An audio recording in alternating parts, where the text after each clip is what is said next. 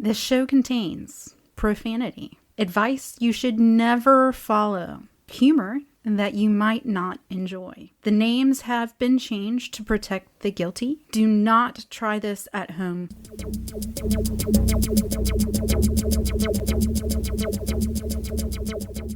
This week on the Pox and Puss podcast, we discuss re-entering society after a through hike or a long section hike. We speak with Zach Davis, the author of Appalachian Trials. And I had a chance to speak with Anish, the PCT hiker who set the record for the fastest unsupported through hike. So welcome to the silver anniversary episode of the Pox and Puss podcast.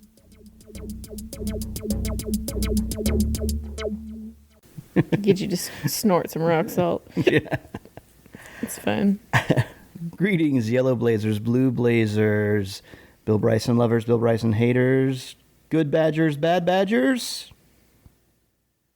Are we talking about anal gland, beaver anal glands? No, that's a manatee. Oh, yeah, that's right. Let's say Appalachian Trail starters, Appalachian Trail finishers, Appalachian in-betweeners. Welcome to the Pox and Puss podcast. My name is Pox Holiday, and sitting to my right, Puss in Boots. And today we're going to talk about re-entering society after your through hike or long section hike, and the fact that we're down a murder road. Okay, be right back. So the murder road thing. So we're not recording, and maybe you can tell audioically. That we're not in our normal recording place. Might be a little echoey. It's a big high ceiling we're in. Miss Puss in Boots is house sitting. And we're actually not far from where I grew up, just a few miles away from where my mom still lives. We actually, on the way here, following you here, we passed by like my good friend from 5th through 9th grade, lived on one of the little houses we passed by. We even met in the parking lot of the church where I was forced to go to church by his family whenever I'd stay on a Saturday night and get up the next morning. You can stay with us, but you're going to service on Sunday. Yeah. And so bring your church clothes. Yeah, I had to bring church clothes. I had to find church clothes. Yeah. But I haven't worn these since I was 7. Yeah. And so then I'm following Puss, and we turned down a road that, like, I grew up on a dirt road. Like, I have no problem with it. But I just imagine anybody else who doesn't frequent dirt roads. I mean, probably some of our listeners have, hiked down a dirt road or at least driven down one to get to a trailhead or something like that. Unmarked, Unmarked, completely one unmarked. lane. With huge cedar trees on either side. And I was like, if you brought somebody out here that is from the city, never been out in the middle of nowhere. Do some murdering. It's a good old murdering road. I mean, like, and then it disappears into the trees. But then you get back here and there's like, every house is like a $200,000 home. Look at that. We're not going to murder anybody. Yeah, everybody has like 20 acres full of horse pasture and fence line and that kind of thing. And then I even saw at the end of one of the roads a fucking recycling bin. Oh, yeah. Like they get trash collection out here. Trash mail, recycling.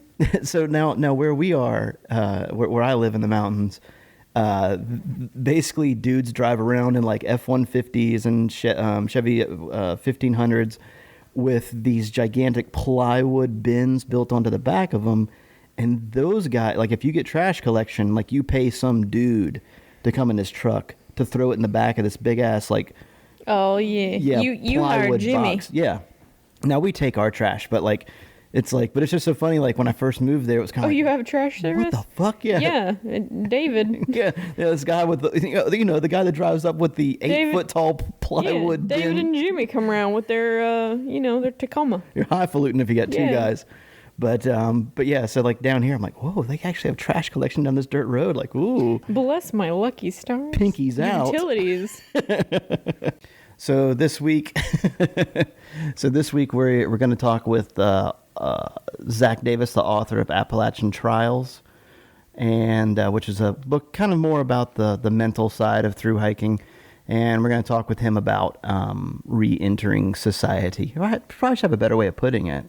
That coming back to the real world. I always call it the real world, but then people be like, "This is the real world." Yeah, man. I put it up on Facebook. I said, it reminds me.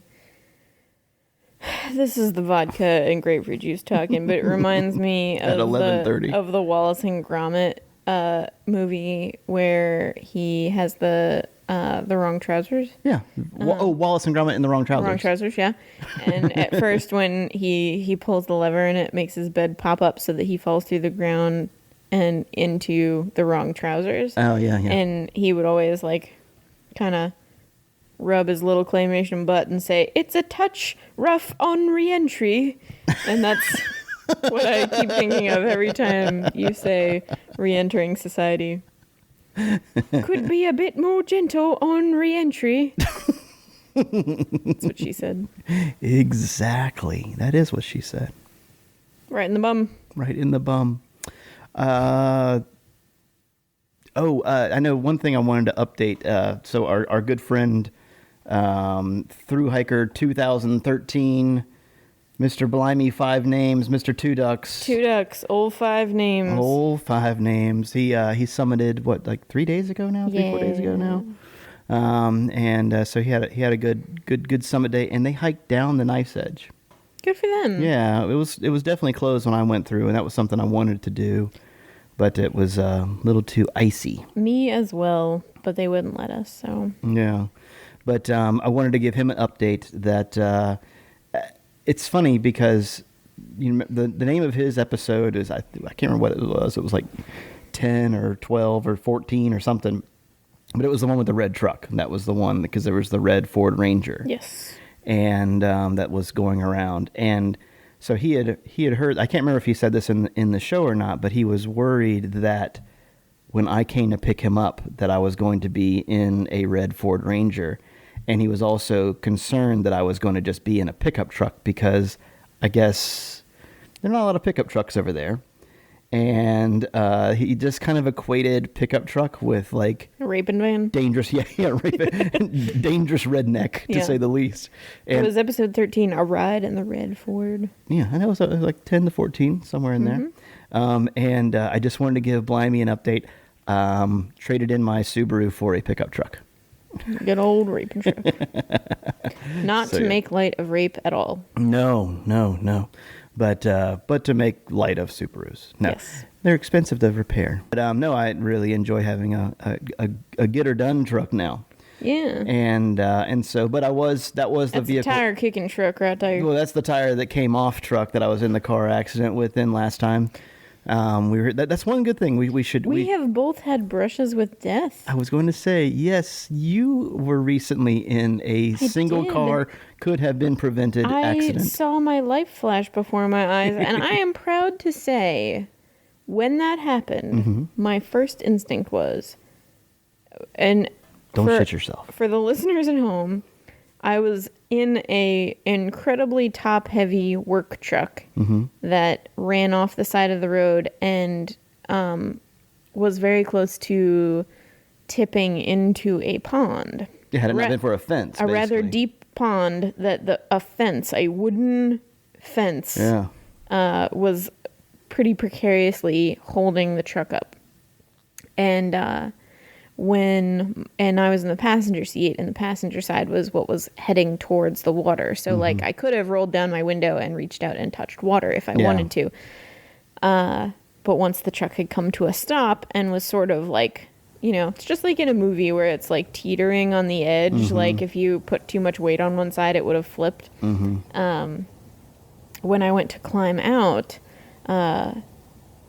once the truck had come to a stop and was just sort of teetering, my one-track mind was unbuckle my seatbelt and put my window down.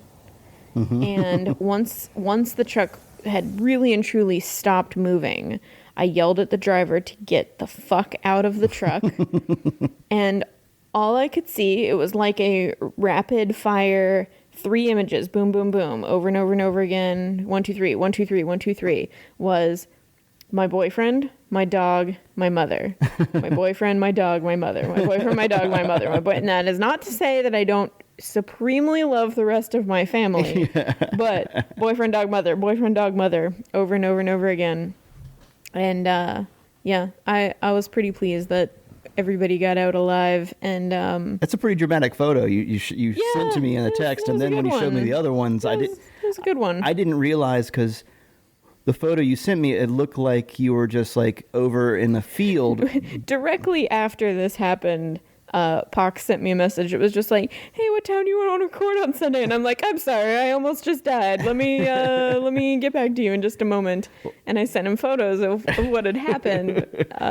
But when you see the picture that you sent me, it looks like you're about fell into a field, but it's because that pond had like the it was scummy. Scummy, it was grassy, scummy on top. So yeah, stuff on top, and you're like, no, that's water. I'm like, holy shit! You're like, no, the tire of the car is in water. We're in water on that side, and the drive shaft was buried about a foot into the banks. Yeah. So the moral of the story is, don't pull your cell phone out while you're driving. Girls and boys, don't text and drive. I know that's. It's a lot more annoying when it's on the PSA commercials, but in reality, please don't text and drive.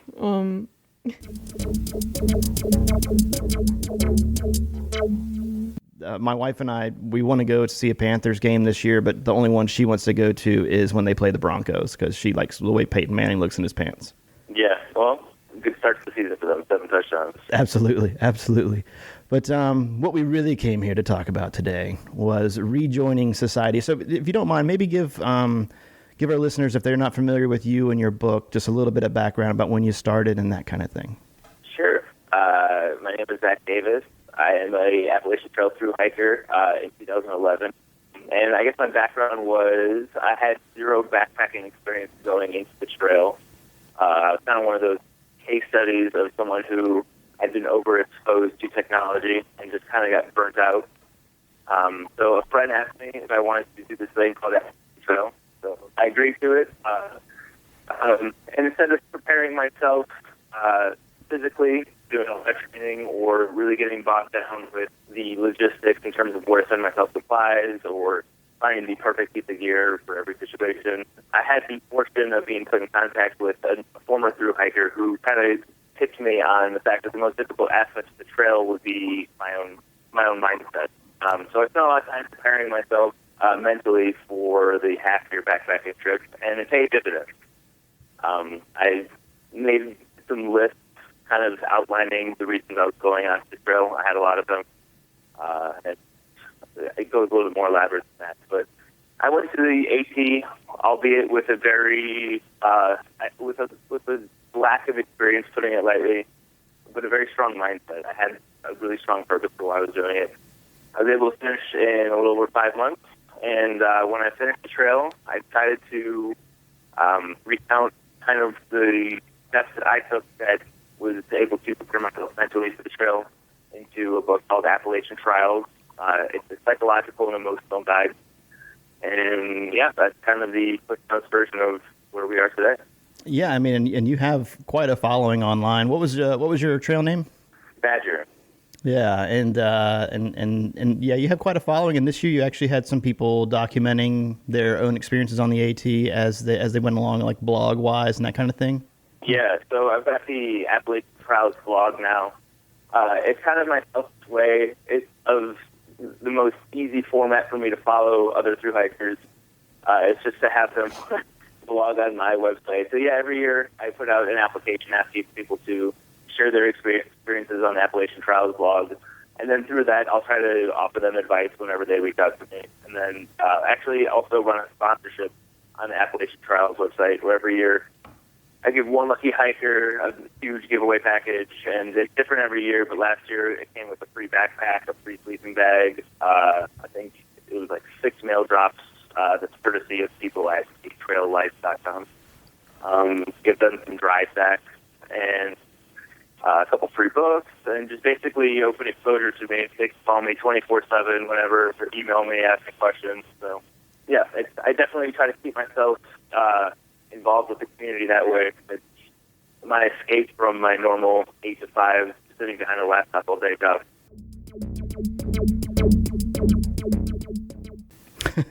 Well, you said that you gave people advice. The one thing we're talking about on this episode is advice for, we're saying re-entering society. So what advice do you have for people that are kind of finishing up? We've had everything from the fastest through hikes on the we've had the fastest through hikes on the AT, the PCT.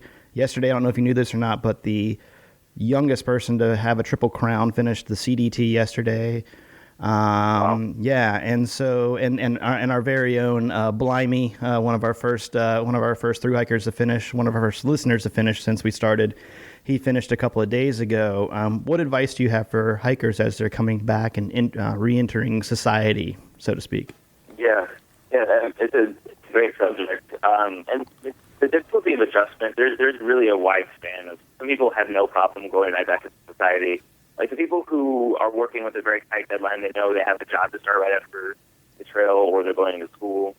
It seems like they do better because there's less uncertainty as to what they're going back toward. I think obviously there's going to be an adjustment either way, just because the lifestyles are different. But for a lot of people, the adjustment is huge. There definitely is a trail depression that I think I go through. I definitely went through it myself. And there's a lot of reasons for it. You're going from a lifestyle where there's no stress. I shouldn't say there's no stress. The stresses that occur are much more infrequent and much more real, like the stress of running out of butter, walking through a lightning storm, having to worry about bear, although that's not really much of a concern. And then you go back into this world where you have to worry about paying bills and the emotional interaction with your boss and just the little things that you had kind of forgotten about for the last half year, the synthetic stresses. You're going back into that world.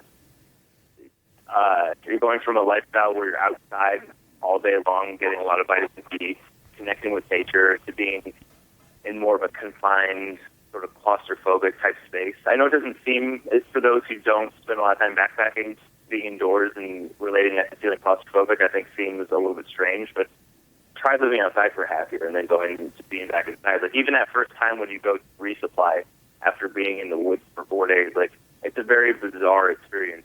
Multiply that feeling times a half year, it really takes a toll on your psyche. And then just you're going into a world where people can't relate to what you have just been through for the last half year. It's really difficult to put yourself in the boots or shoes of a thru-hiker and to know the lifestyle that they had just gone through. You'll get the same 12 questions from people over and over and over, and they'll be very interested in what you're doing, but at the same time, like, they're in a very different place. Chances are you've gotten into a very zen now place in life where your attention is much clearer and you're not thinking, you're not on repeat thinking about do I need to check my Facebook page, am I tweeting, do I need to text people? Like your mind has just moved to a different place where you're actually much more present. And I think going back into that world, there's a little bit of a gap, and it just makes it more difficult. So in terms of what you can do, there are a lot of things. One, and I think this is probably the most important, is just to stay active. Losing those endorphins that you get from sweating, from hiking 14 hours a day, to a completely sedentary lifestyle is, I think, probably the biggest thing that you can do to ensure that you do get depressed. Whether that's going for long hikes every day or just getting to the gym. I prefer people get outside so they get that vitamin D and they can stay in nature. But going from 100 to 0 in terms of exercising is a really bad idea. So definitely stay active.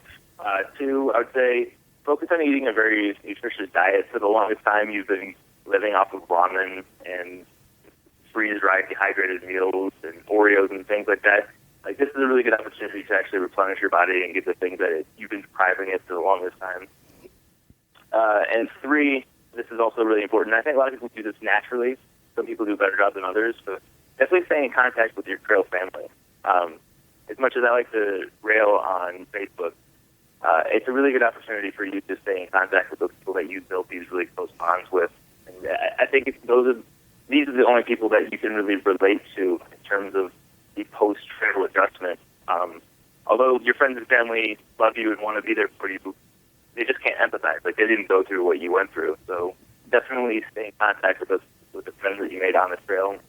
If possible, if you're in the same region, meet up with them. Try to go on a hike with them every week, every month, whatever it might be. But just use them as your emotional outlet. Like, use each other as a crutch. It definitely makes a difference. No, I one thing that I've talked about to some other folks is it seems like in a world where you're pretty constantly overstimulated, the thing that I find the most joy in whenever I get a chance to backpack is getting knocked down a peg or two on the Maslow's hierarchy of needs, when all of a sudden, it's not that you have to turn work in on time or, get to the grocery store and run 5 errands before you can get home and make dinner and, then have 5 different things that you need to do before you can go to bed that night. It really is just the basics of food, water, shelter, mileage.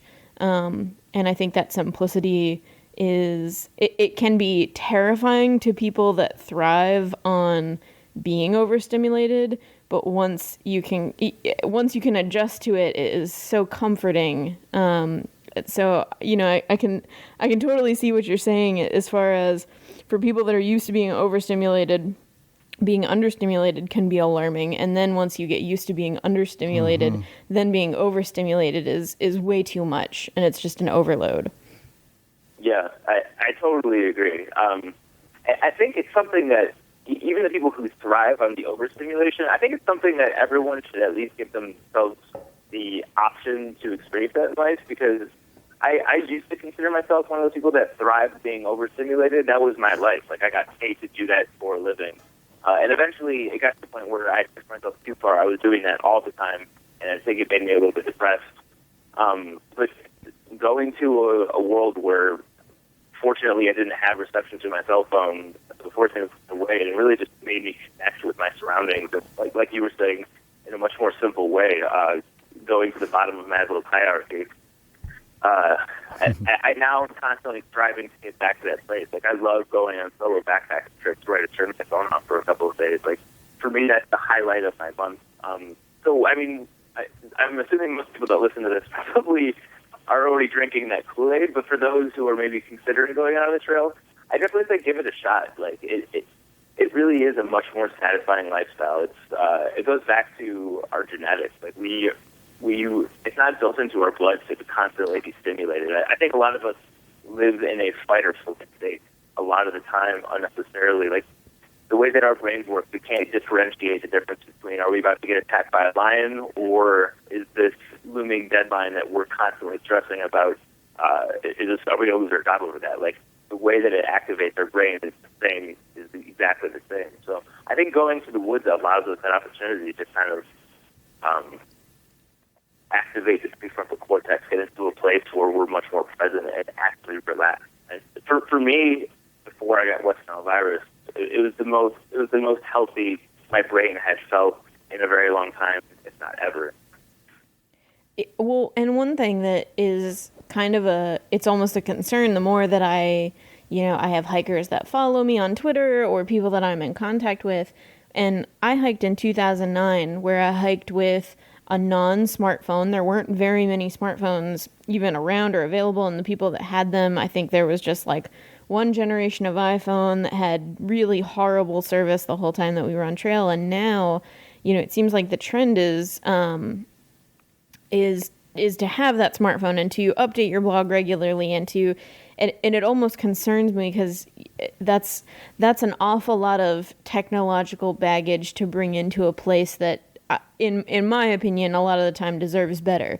But when you get the opportunity to quiet your mind and quiet your everything else that's going on, and tone it down and have this nice quiet moment in one of the only places that allows you to do that, it kind of bums me out that now all of a sudden, I have an iPhone, I use it all the time, but I feel like its place is not in the woods.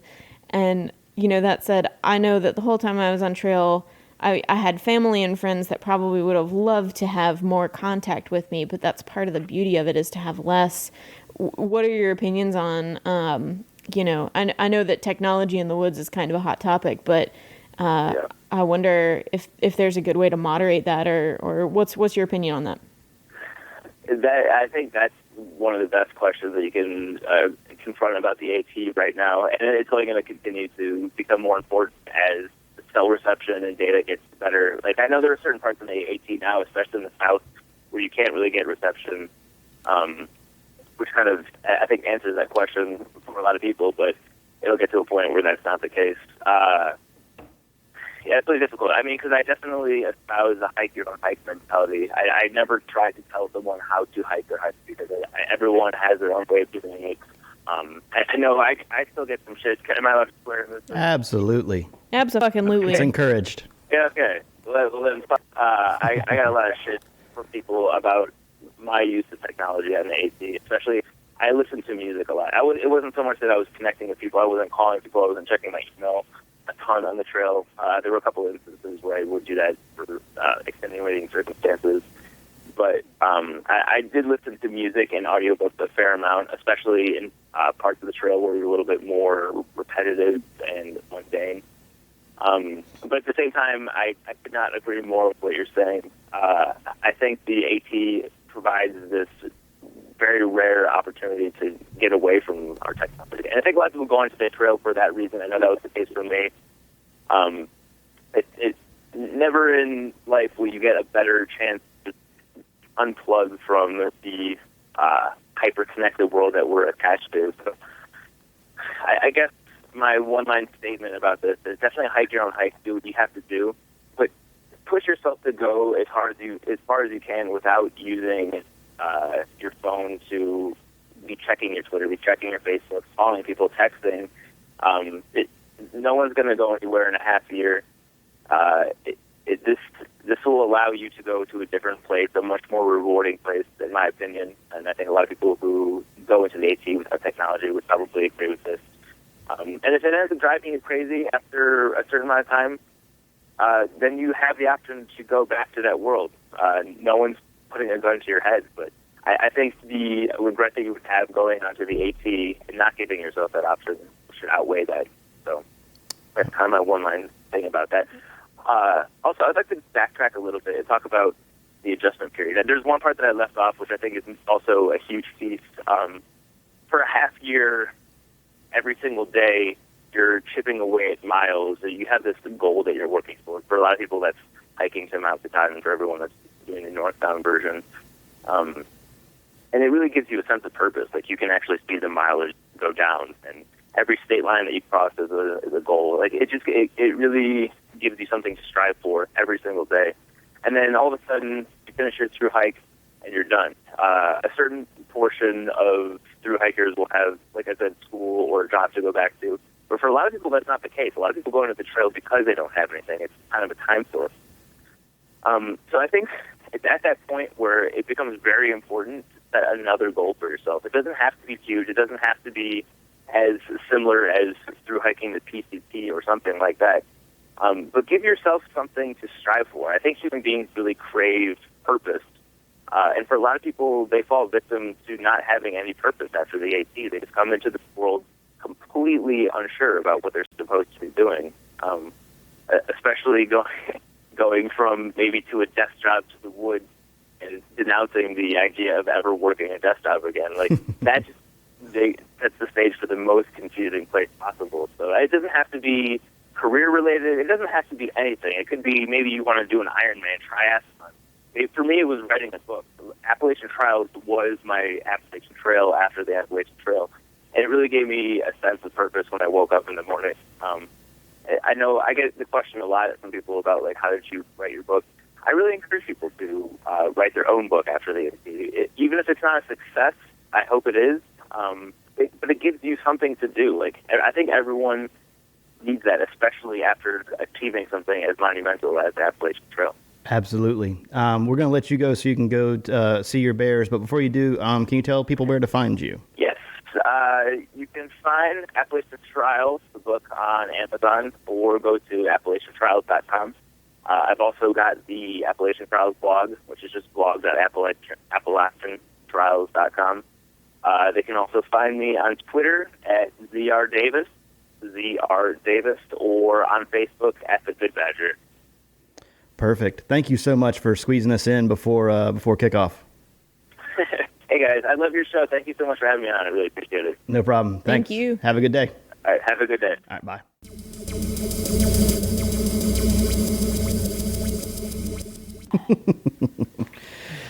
So the other thing I was going to say was that we are very close to our first anniversary.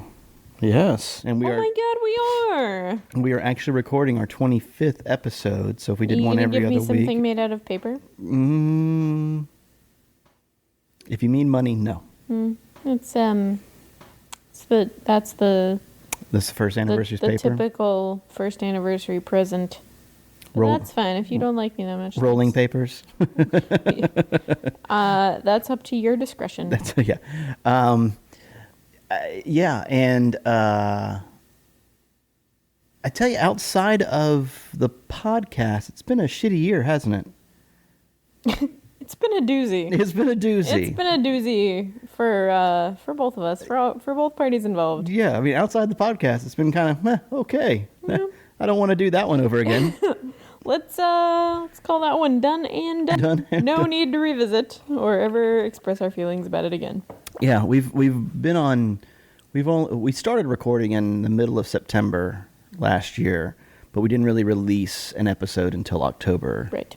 October 15th was the first day we were on Twitter. Correct. But we had, thanks to everybody who's been listening to us since the SoundCloud era, which was definitely late September. Which, thank you very much for those of you who are still bearing with us. Yeah, exactly. Listening to us since the SoundCloud, it was like, wait, I can't post as much as I want to for free. I have to pay for this? Wait a second. Fuck you, SoundCloud. But ever since then, it's been like, SoundCloud's pretty awesome. But yeah, much more to come in the next year. Preferably with a better rested, more upbeat Pox and Puss. Yeah, with the same amount of family members we have now. Yes. Yes. and our same jobs, maybe. No fewer body parts. No less jobs. No less jobs. Same addresses. That would be nice. That would be good. And maybe with some sponsorship that could pay for my gas, and that way I would come visit you more regularly Absolutely. to record a podcast. And maybe our Etsy store. Yeah, that's. Yeah. Let's talk about some. Let's not sugarcoat it. I have kicked fucking technological ass this week. Very nice. And by that I mean, if you have a Puss in Boots specific question that you wish to email me, you can email me now at pussinbootsat@gmail.com. And soon to come, we will have an Etsy site where you can order your t-shirts. And I think we should also, if there's something that we talk about that's ridiculous on the show, like, hey, look at this commemorative can of Miller High Life. We should put the empty up there, and you can purchase that. And there are all those paintings that I do with my testicles. There's that. Yeah. The butt art. The butt art, boob art, the testicle art. And coming soon... Sometimes I smear my feetsies on the wall. We could... beaver anus. Beaver. We're gonna have as much beaver anal gland, vanilla ice cream. It's a real thing. It is? It's a real thing. Ice cream? Yeah. All right, so I had the good fortune of, before I even left for my hike, my brother and sister-in-law moved, and they gave me a really nice Tempur-Pedic mattress topper for my bed, which I only got to sleep on for like 2 weeks before I left.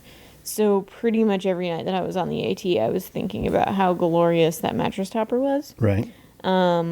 Which actually I think made a big difference in my transition back home because I was looking forward to it.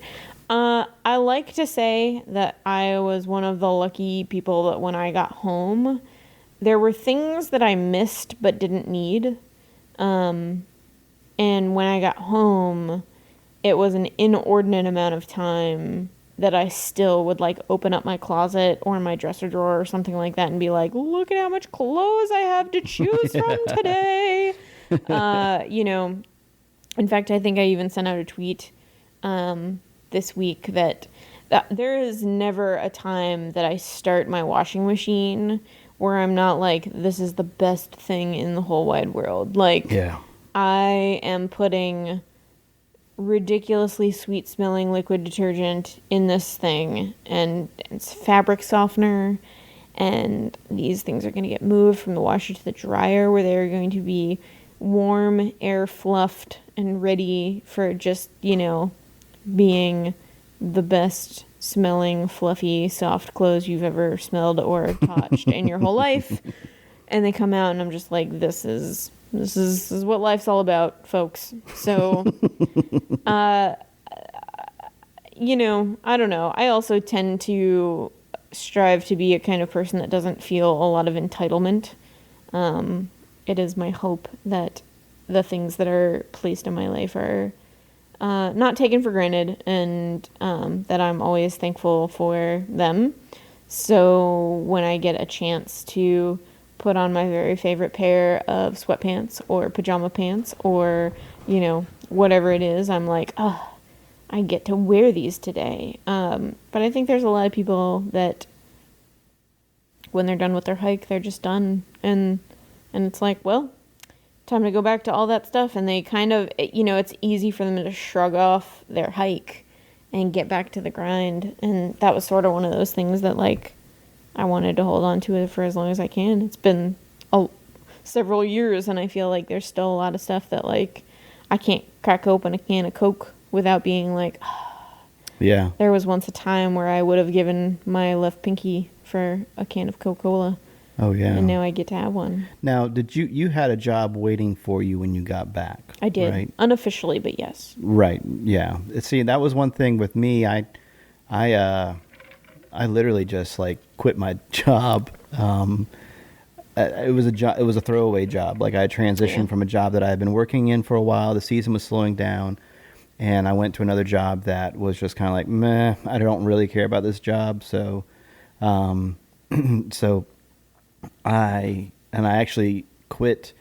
Well, I got the chicken pox before I went, so that was a pretty easy excuse to be like, yeah, I got the chicken pox, because I did. And it was a week before I literally was going to just not show up for my next day of work whenever it was time for me to leave for the AT. I'm in Georgia, sorry. Yeah, I was just going to like not go and just like, you know, I guess just get fired. Like what was it going to Hey, be? Mom and Dad, when my boss calls and says, have you heard from your son? Just say, yeah. Yeah. He's fine. He's fine, yeah.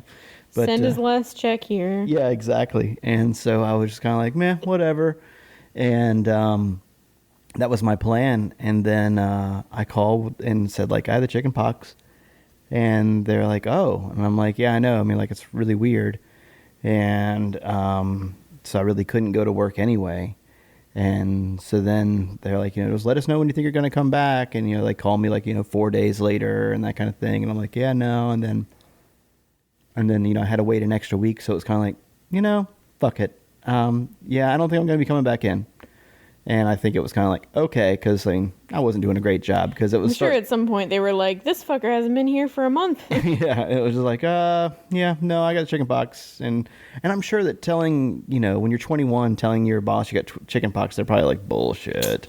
Like, Yeah. he's just trying to quit. Yeah. But yeah, so I just took off. So when I came back, I didn't actually have a job. And so I didn't really have like a timeline or anything like that when I came back. I also came back 2 months after I was originally planning anyway.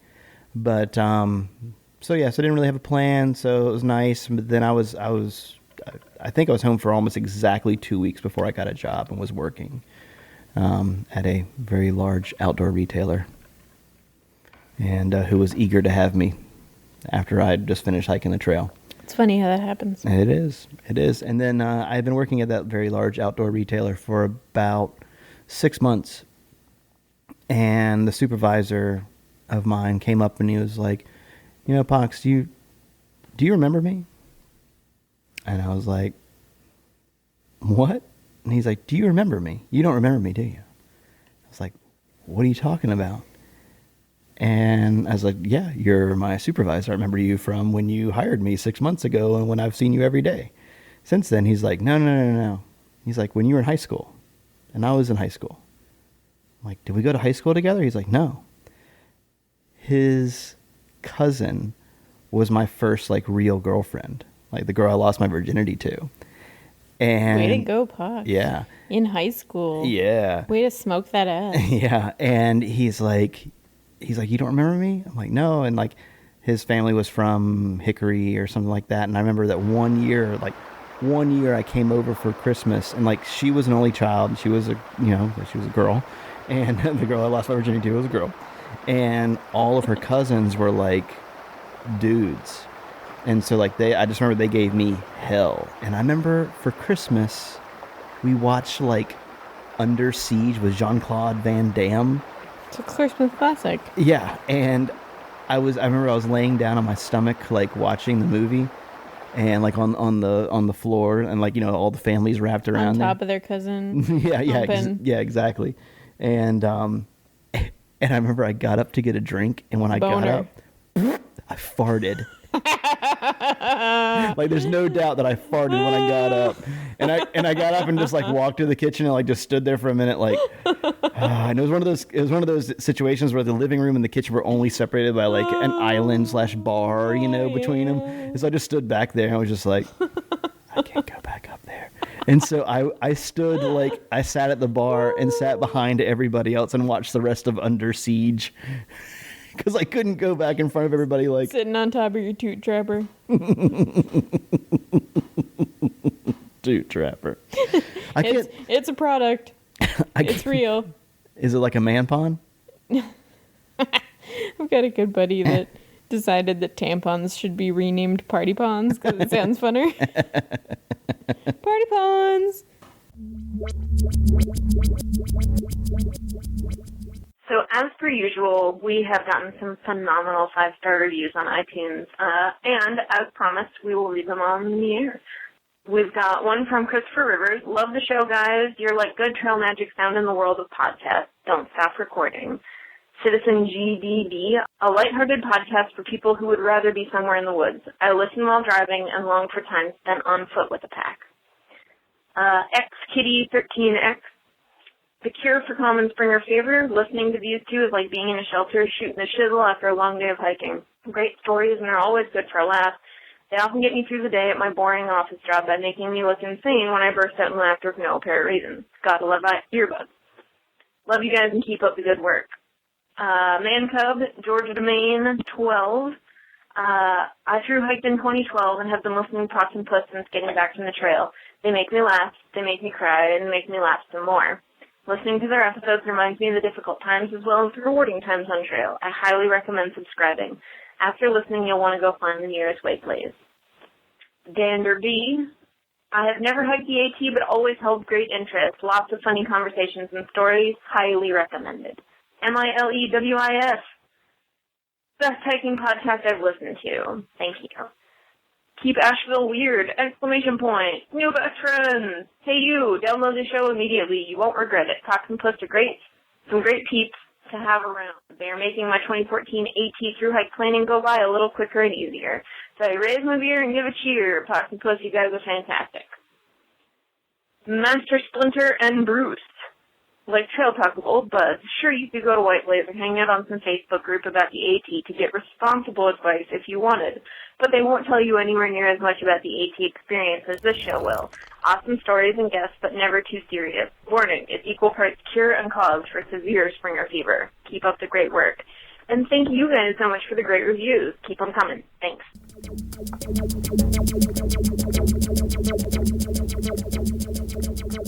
So have you been readjusting well, or I saw you posted something on Facebook about having hot coffee was a nice change. Oh yeah, because I drank a lot of instant coffee just for the caffeine to help me stay awake, but I didn't carry a stove or anything, so it was all just like instant coffee and a bottle of cold water. Oh wow! So it wasn't the greatest tasting thing in the world. So I was like, I came back to civilization. I'm like, I can have hot coffee? This is amazing. Yeah, I would probably be drinking hot coffee like in a hot shower and right. while running the washing machine. Oh, something just popped up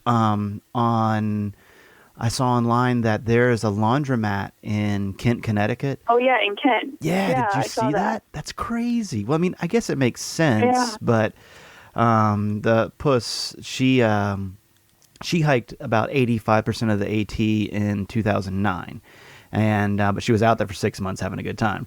But she has a section kind of like Vermont to New York, kind of still left to do, and but she was telling me a story. I can't remember where it was. I want to say it was in Virginia somewhere, where some people came in. They set up they started doing their laundry, and then the guy plugged in his phone, and there was like a convenience store next door.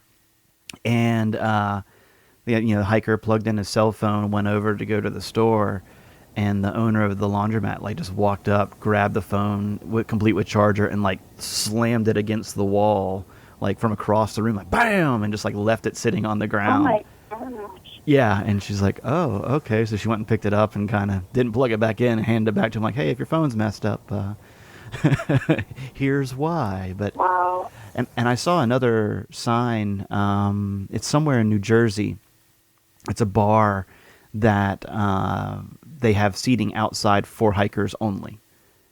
It's like no hikers can. It's like says hikers cannot sit at bar, must sit outside. It's like, well, yeah, Wow. we are a stinky bunch. Yeah, for sure. But so what day did you start? The I PCT. started on June 8th. I'm sorry? June 8th. June 8th, okay. And you finished? Yeah. On August 7th. Nice. And so what's the whole total there? The 60 days and It's 60 days, 17 hours, and 12 minutes. nice. Yeah. What was your first day like? Distance wise? The first day was actually not too bad. The second day was really, really, really hot. The first day was just kind of long and in the desert. But the next day, there was a 100-mile race that was going on, and it's concurrent with part of the ECT. And so I was kind of encountering racers, and there was a woman running the race that is a friend of mine, and when I ran into her at one of the aid stations, and so we were talking, and she was saying that like the temperature for the race, like they had a huge dropout rate because the temperature had been like 115 degrees, and I'm like, wow, no wonder it was so hot yesterday afternoon, and like that day, it was just as hot, and I was like, wow, because I originally wanted to actually carry a little thermometer with me, and it was at that point that I'm really glad I didn't, because I don't want to know how hot it is out here.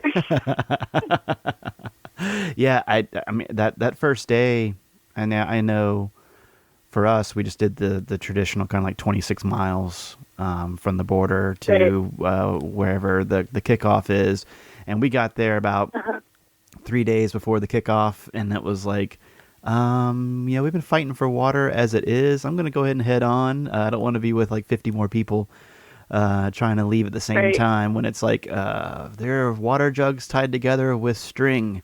Like that's what we're depending on. I'm going to kind of go ahead here. I know it's kind of selfish, but nice meeting y'all. Have a good one. Yeah. But yeah. So once it was a very different experience this year versus when I hiked in 2005, because in 2005 it was incredibly high snow here in Southern California and the Sierras. And so there were streams flowing in the desert that had never flowed before. Like there was water everywhere. Oh, wow. Like we never even had to think about it. And then, so this year, I'm not only am I starting in mid-June, like it was also a really low snow year. So it was really hot and there was not very much water at all. And I was like, wow, this is like a completely different experience for me than the last time I was here. Wow. Yeah. Cause we had nothing. I mean, there was nothing in 2000. It's just crazy what the difference a year can make. Like the first time we saw snow was when we did like the little side hike up to San Jacinto. And and then my wife wound up getting like crazy sun poisoning from that, because like we're up there and it's just like getting beat on by the snow, but still was an amazing view. Still, it was kind of our little Canadian border / Katahdin, since that was like we came down. It was like, ooh, windmill, let's go into town and then let's go home. Not my most proud moment, but it was just kind of what needed to happen at the time. So you hiked you hiked, you were telling me you hiked half the trail in 2012. Were you attempting a record then, or? No, it was just, it wasn't truly half. It was 1,000 miles of the PCT, and then I did part of the Pacific Northwest Trail as well with a friend. So just kind of I hooked those together in one long loop. Basically, it was just I had decided, I guess last summer, that I'd been working this job that I didn't really like, and I was like, you know what? I'm just going to quit, and I'm going to go out to the mountains because that's where I'm happy, and I'm just going to go do it because I need to. And so I just bought a bus ticket to Ashland, and which is southernmost town in Oregon, and I was like, all right, now I'm going to walk home. That's pretty sweet. So, yeah, so I mean, I did have a bunch of the gear that I bought a new tent and a new pack and that sort of thing. So I was kind of testing, I guess, that gear out. But at the time, I still wasn't really 100% committed to doing this hike this year, the speed attempt. So, I mean, it was kind of in the back of my head, but it wasn't, I was just out hiking, just having fun, enjoying feeling like a thru-hiker, but not having had to do California to get to Oregon and Washington. Yeah. So what was your motivation behind setting the record? And I have a little bit of an idea from reading some of your blog posts and Facebook, but like what was the motive? What was the driving factor? It's kind of, I don't know if I have like a real idea of exact. It's kind of like when people ask you, well, why do you thru-hike? And you're just kind of like, I don't know. I liked it. I like being out there. I guess, I've always been a pretty fast hiker, and so I just kind of always in the back of my head was like, I wonder how fast I could do the PCT. Like, how fast could I walk from Mexico to Canada, type of thing. And so it kind of been in the back of my head to maybe try to do a women's speed record for a while. And then I kind of, just from some influence from some friends and stuff like that in the last year, was kind of like, why don't you just go after the men's record? Like, just go for it and see what happens. And so I just kind of was like, yeah, you know what? Why should I have to, I'm always I've always kind of felt like women are really well suited to ultra long distance stuff, maybe even better than men. And so I was like, yeah, why do I have to just assume that I'm going to be slower? Like, I'm just going to go see what I can do.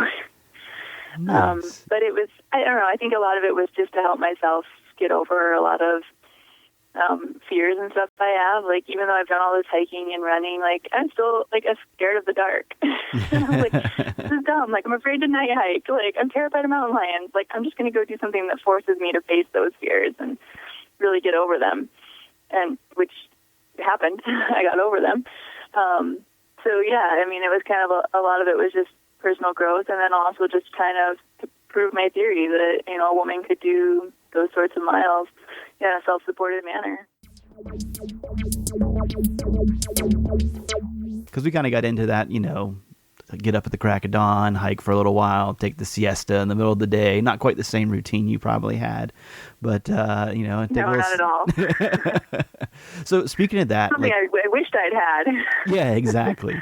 That's what I was wondering, like, once you hit your stride, first off, where did you hit your stride? And then after you kind of felt like you did, what was your average day like, sun up, like from wake up to go to sleep? So the first, week was hell. Like, I hurt so much, and I was so tired, and I couldn't sleep because my body hurt so much, and it was just miserable. It was really hot, and I was suffering. And then somewhere around day 10 or 11, I started noticing my body was making the adaptations it needed to make, and things were getting easier, and I was sleeping at night, and I wasn't aching so much. And I would say by week 2, by 14 days in, I was handling it a lot better. But I would say hitting my stride didn't really come till I got out of the Sierras. Mm-hmm.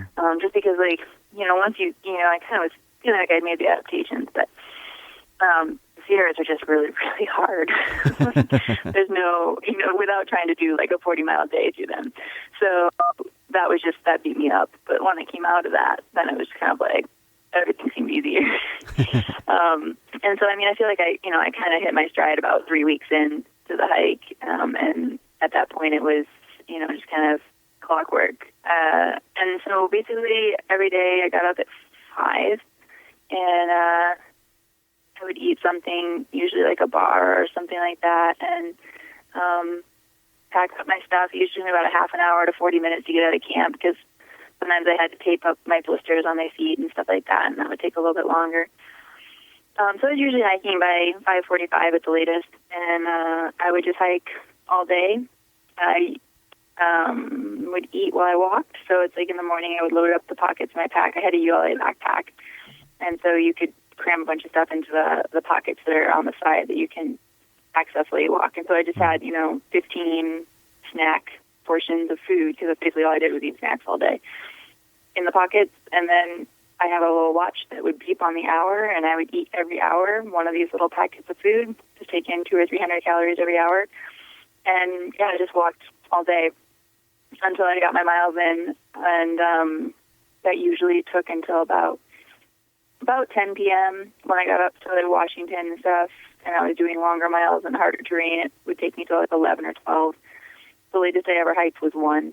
And I basically, when I got my miles in, or it just got to the point where I was staggering down the trail like a drunk because I was too tired, and I was like, I'm just going to stop. You just find something relatively flat and pitched my tent and slept, and I'd crawl in and usually just drink like a protein shake or something. I didn't even have the energy for like food. Yeah. And then just pass out. So yeah, I mean, after the Sierras, like I basically, once my body was a lot more adapted, like I would take maybe about a 15 to 20 minute break in the middle of the day, somewhere around mile 20 to 30, kind of split the miles I had planned for the day, and I would just sit and take like a 10-minute break where I could take my shoes off and let my feet air out a little bit. But I didn't do that for the first like 3 weeks I was on the trail, just because I didn't have the time really to make my miles to stop. But yeah, so I mean, that was basically my day, eating and walking. Yeah, I mean, it's a pretty good full-time job to have, eating and walking. It combines two of my most favorite activities, so it worked out great.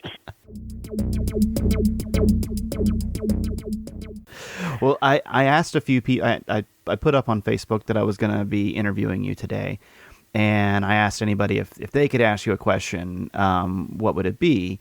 And so let's see here.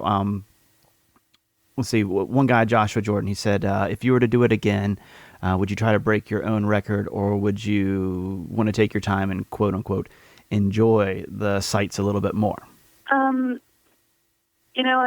This hike was definitely about setting a goal or reaching a goal. Like I wanted to do it in 60 days.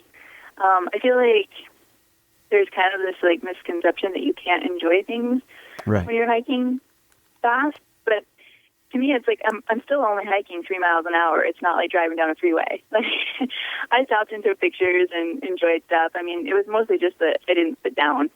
I feel like I really enjoyed stuff as I walked by. I think the thing I missed wasn't the sights, it was the community, like hanging out with people and hiking with groups of people. That was what I missed. But I don't know. I could see myself hiking the PCT again to break my own record. I could see myself hiking it again to just do more of a traditional hike like I did the first time, where I took like 4 months and just kind of do something a little bit more standard. They're both fun, enjoyable ways to hike a trail. I mean, one, you're really pushing yourself and challenging yourself on a physical and mental level, and the other one, you're really just kind of, it's more drawn out. In some ways, it's almost harder to be out there for multiple months, like 4 months, 5 months, because it's just prolonged. But yeah, I don't know. I enjoyed both. Yeah, it might be a little bit. Right now, I'm not really thinking about another thing.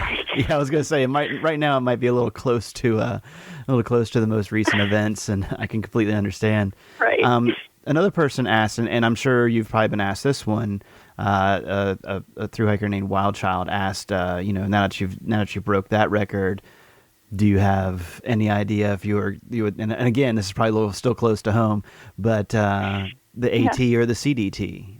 And the other thing is, like, is there a CDT record? I don't know. I imagine somebody has the record, but as far as I know, there's not a CDT record, which makes sense because there's no really defined route. Right. I know that the CDT is a little bit more set in stone now than when I hiked in '06, but still, you just, every day you make a choice. You're like, oh, do I want to go over this ridge, or do I want to go down there, or do I want to do this, or do I want to take this road? You know, and you just, there's no way to really be, like, I hiked the CDT and the speed. Yeah, but what did you do? Like, right, you know, your route is so different than anybody else's. As far as, like, something like the AT or one of the other shorter trails, like the long trail or something like that, like, I don't know. When I was out hiking this year, you know, I'd be hiking along and be like, I am never doing anything like this again. And then, you know, the next morning I'd be like, I wonder how fast I could do the AT. You know, it's totally like an up and down. Yeah. Like, so, I mean, of course the thoughts cross my mind, but it's definitely nothing that I'm committing to at this point in time. Yeah, and it's so crazy that you and Matt Kirk, like, finished, like, you know, since he busted it on, was it like Wednesday, I believe it was? Or last week? Yeah, it was like last Wednesday. I think he finished the morning of the day I finished. Yeah. I finished Wednesday night last week. Yeah. Yeah, that was pretty crazy because I was like, because I actually was following yours and I didn't really know much about his hike at all. And then it just popped up in one of the local papers like, wait, what? Because I think he's from Asheville, which isn't too far from here. And it was like, wait, I had no idea. And it was just kind of like, well, that's interesting. And it was like, but wait a minute.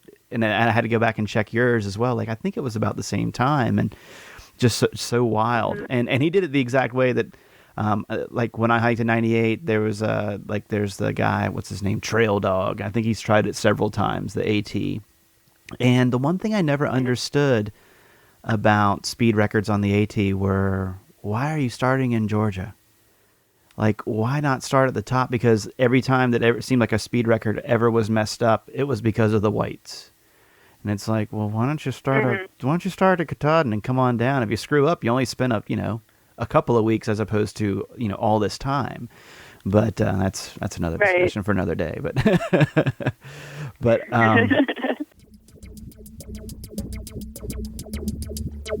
you're a wonderful writer. I don't know. I'm sure you've been told that, and I've seen like in the comments underneath your underneath some of the things you write on your blog and some of your Facebook stuff. You know, a lot of people are like, okay, I can see a book coming out of this. But you're a wonderful writer, and I was wondering if you would mind. I pulled a couple of things that I enjoyed, and if you mind if I read them to you and then got your reaction from them. Sure. Okay. So, no, go ahead. So this one I enjoyed. All right, I'm going to do my best to read here. It's the North Carolina public school system on trial. So, somehow, perhaps the adrenaline of nearly being done, I feel like Oregon and California never happened. As I dragged myself around Mount Hood, I promised myself it was my last 50. Yet now that I am in Washington, I keep pushing 50s. I'm hiking until 11 or midnight because the terrain is harder, yet it doesn't matter. I'm chronically fatigued, and yet it doesn't matter. I don't feel the desperate relentlessness that I did in Oregon. I simply cannot stop. I charge through glacial rivers in the dark that I shouldn't be fording at night. I charge at mountain lions roaring. If I was a machine before, I am something far more primal now. The end is close, and nothing else seems to matter but getting there. Snoqual on me tomorrow, come hell or high water. Do you mind talking about the desperate relentlessness that you felt in Oregon? So when I plotted out my hike, I sat down, I printed out half miles maps for the whole trail, and I went through and I was like, day 1, 42 miles, day 2, 48 miles, and I literally plotted out where I was going to camp every night and wrote down how far it would be, like, on the maps. And, you know, a lot of people were like, well, you don't need to carry the maps, like, you don't need them, and I knew I didn't need them, and I didn't ever actually use the maps for navigation, but I carried them more as a contract with myself because I could pull out the maps in the morning and look at it. It was like, today I'm going here. And so it was more like it wasn't just wake up in the morning. It kept me from wussing out when it got to be like late at night and I was tired. Like, oh, I'll just only do, 38 miles a day. It was like, no, I have to do 44 today. Like, that's what I'm doing. And so in the process, like, I had planned, 40-mile days through the desert and the Sierra, then bump it up to 45s in Northern California, and then I wanted to do a string of 50-mile days through Oregon. And so when I got to Oregon, there was that pressure that I had put on myself that I had to do 50 miles every day. And by then I was starting to get really fatigued. I mean, I was in Oregon. I'd gone a long ways. And it did begin to feel very desperate towards the end. It's like that I didn't want to do 50 miles this day. I wanted to do 45 or whatever, but I just had to do it. And, you know, when you're in California for 1,700 miles, you reach a point where you just feel like you're never going to get out of the state, and you feel like you're not making any progress. And so when I got to Oregon, it was kind of like this huge relief, like, oh, I'm finally in Oregon, I'm making progress. But then just the relentlessness of doing like the 50 miles every day started to wear on me, and I started again to feel that I'm never going to get there, I'm not making progress type of feeling. And I don't know, I think it was just like a mental low point for me with Oregon. I think because you always hear, oh, Oregon's easy, you know, and I've hiked it before. I've hiked through Oregon twice now, and I'm like, yeah, Oregon's easy. But it really wasn't that easy. You know, doing a 50-mile day is still doing a 50-mile day, and doing 9 50-mile days is still doing 9 50-mile days. So, you know, it was, I think it was just a very mental low point. And then when I finally got to Washington, it was like, okay, I'm home, and this is going to be over very, very soon. Yeah.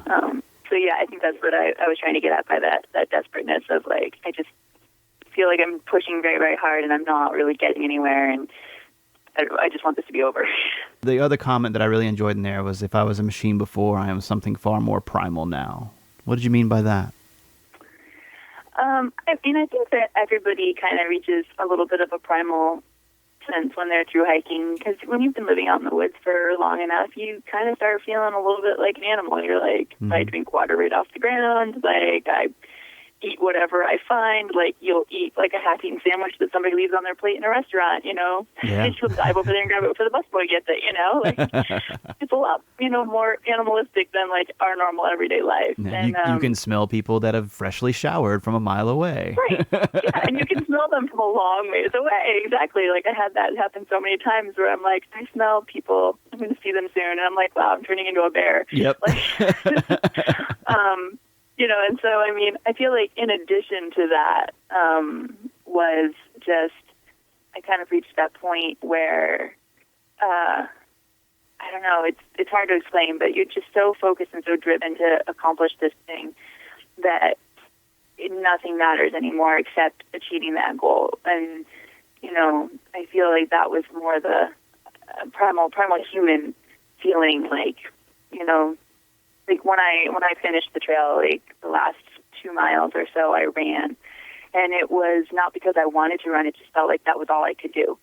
Like it was just kind of like this thing that was just kind of taking me over. Like this thing was so big, and this goal was so imminent that I just had to keep pushing toward it. And no matter how tired I was, no matter like how much things hurt, no matter if I was hungry, it didn't matter. Just like I had to go toward this goal, and no matter what. And so I feel like that was just this very almost instinctive type of thing. Like there was this thing I had to accomplish, and I just had to go toward it. Well, that makes complete sense. Makes absolute sense. Sometimes I'm not sure if I'm making sense. No. That I completely understand.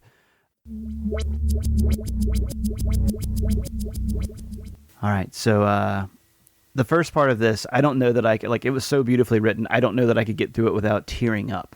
And so I've just included the second part here.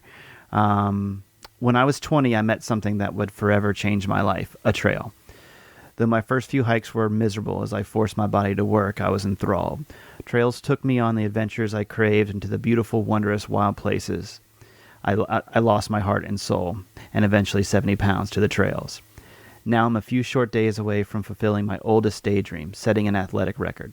I cry when I think about all the things I've overcome to get here, both on this hike and off.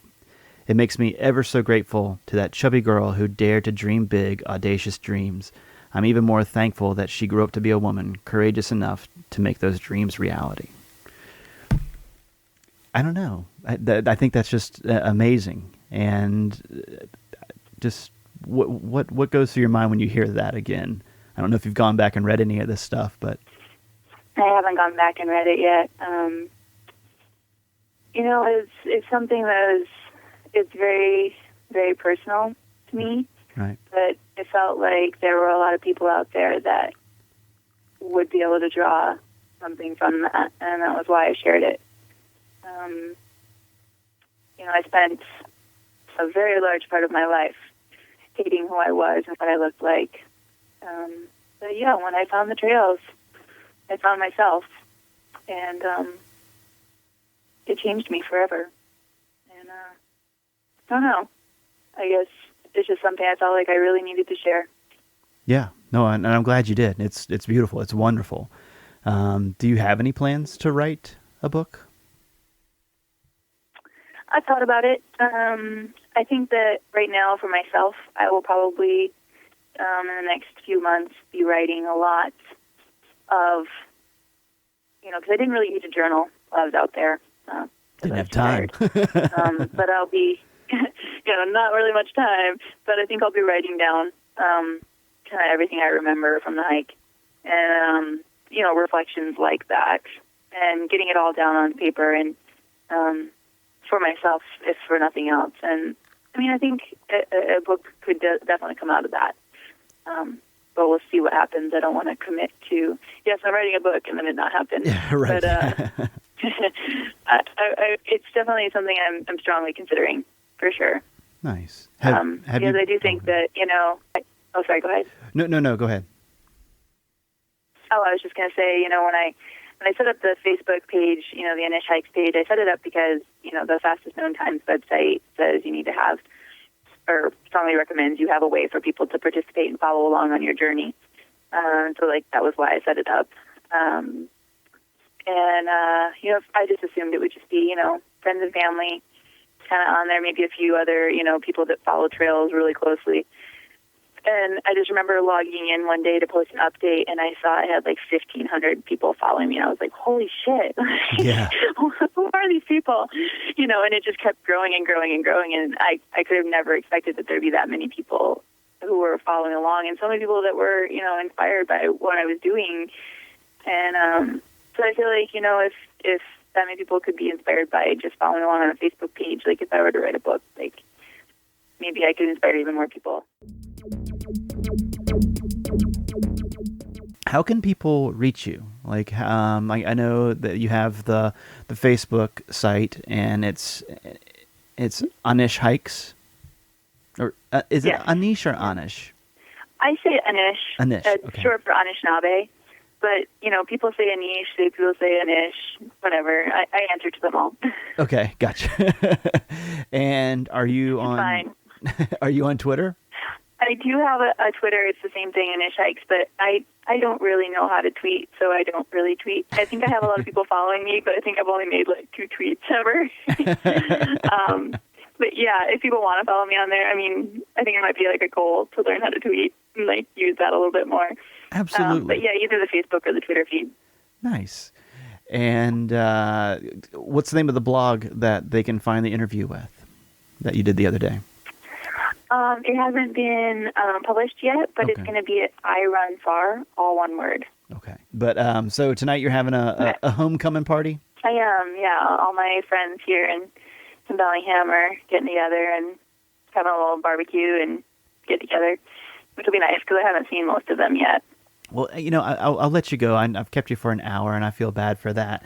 But thank you so much, and you're welcome. And keep up the awesome work, and keep up the awesome writing, and well, cool. Well, I'll let you go. Have your non-vegan barbecue party, and and thank you so much. Yeah, you're welcome. Thanks for calling me up. No problem. Have a good day. Yeah, you too. Bye-bye. In addition to her Facebook and Twitter accounts, you can also find Anish at runhikelivlove.blogspot.com. And this month she will be speaking at the Aldo West Conference on September 28th. So, how do you want to end it? Fuck off, motherfuckers. Very good. And you can find us on Twitter and Facebook and Instagram. And I have an email now. Yeah, what's that? Puss in Boots at Puss in Boots at gmail.com. Very nice. And at Puss in Boots for Twitter. Yep. Exactly. Maybe we'll have an Etsy and a Pinterest to come, but Fuck keep Pinterest. keep your fucking pants on. And end scene. Geek-ow! That'll work. Baby, we drank $20 worth of liquor. We drank $20 worth of liquor. There's no more toilet paper in the bathroom.